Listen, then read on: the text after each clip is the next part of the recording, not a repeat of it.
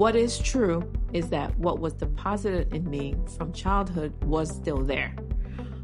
And so I believe that when I got to the point in my life where Dom got ill, and actually before that, when we moved to our current home, which was about 11 or 12 years ago, maybe 12 years ago, I started looking for a new church. And Dom was kind of on the fence about it. I kind of dragged him to certain different churches and he just none clicked. And eventually we found the one that, we are currently in. And he liked that as well. So we started going regularly. And that's kind of where we started to my faith started to really take off again, because I would attend Sunday school and really started to get engaged in the word and learning the word and understanding the word. And after that is when Dom got sick. And I think that's when my faith kind of went on steroids, if you will, because at that point it became about me really listening in to God for direction in a lot of ways. And I was alone. And so I do believe that being alone and in a difficult place really does take your faith to a new level. Or not. It's actually a choice at that point. And for some people, it takes them in the complete opposite direction and they lose faith. Whereas for others, it's, a true growth. And so for me, that's when I kind of really, I think, started to really rocket in that respect because of that personal experience. And since then, it's just been off the charts. Up till ever since. Yes. So there's a question I get very often, and I want to hear how you respond to it. People often ask me, why, as a Christian, why do I choose to be a Christian? Why do I believe? Oh, wow. Ooh, that's a deep one. Because it's for me, it's the center of my being. I don't know how to not believe.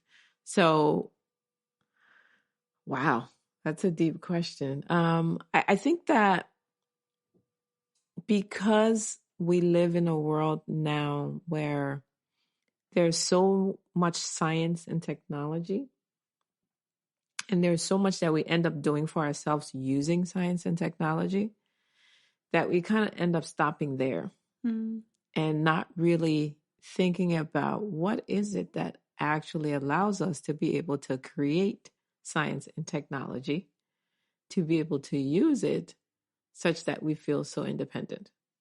And it goes back to our brains, our bodies, which are complex and made. Then the question becomes, okay, well, did we just drop here somehow or evolve into this thing, or were we created that way? And when you really observe how the uniqueness of each of us, however, there is still this homogeneity, depending on where you're from, the fact that if you're from close to the equator in Africa, you're of a darker complexion because your skin has to absorb more melanin and still be able to, refract and reflect, I think, the light. Then someone who's born in the North Pole, whose skin tone is a lot lighter because there is not that requirement, and their hair is longer and flowier because they need to stay warm. Whereas in parts of South Africa, there's woolly hair because they have cold temperatures, but at the same time, they also have a lot of sun within the same climate. It's kind of hard to think that we kind of just evolved into all those unique characteristics based on where you live and what your body needs.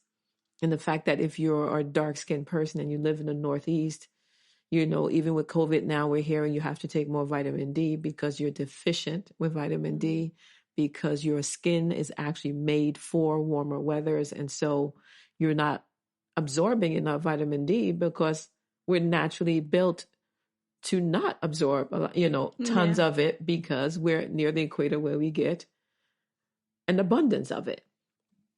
So now you find yourself in cooler climate and you have to supplement for that. to be able to get your required amount. I mean, when you think about that and then just explode that across the world and all of the different biological things about us, plus the complexities of our brain that no one still has yet figured out, it's kind of hard to really, for me, to subscribe to the thinking that, each of us uniquely evolved into that, right? And so for me, that is the basis of where my faith lies, in the fact that, I attribute that to God and his awesome power to be able to create all of that difference and homogeneity, across different spectrum, to enable us to have the brain that we have yet to figure out, to be able to create the science and technology and medicines that we have. And so when I go all the way to the beginning, it's kind of, for me, just, I don't know how not to. Okay, that makes sense. I think for me, it's just like, when I think of like the things that I've seen in my life, I try to describe it to them. And I'm just like, you just have to think about like, you're here for a reason. And you could have been affected by so many things. Like, how can you not believe? But no, that is awesome. It's true. It's like kind of arrogant to think like you by yourself got here.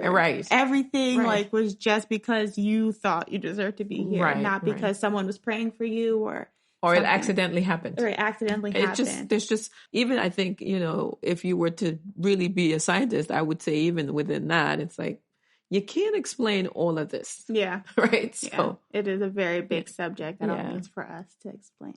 That is a question I get very often. Wow. Yeah.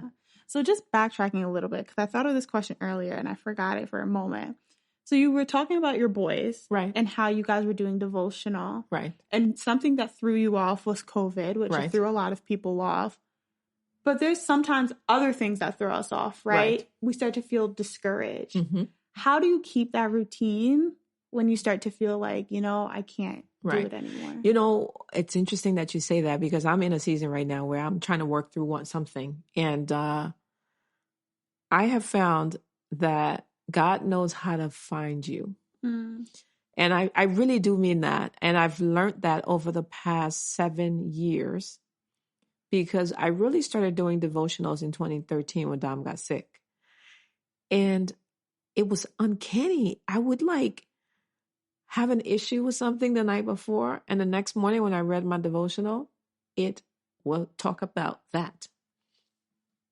And at first I was like, okay, maybe it's just coincidental, but it happens so often.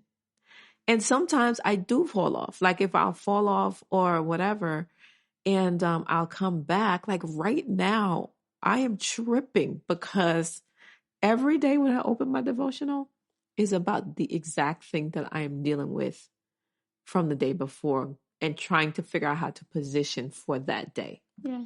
So I now know that for me, God knows that I will read my devotional. I really do believe that. And so that's how he will reach me. For different people, it's different. Yeah.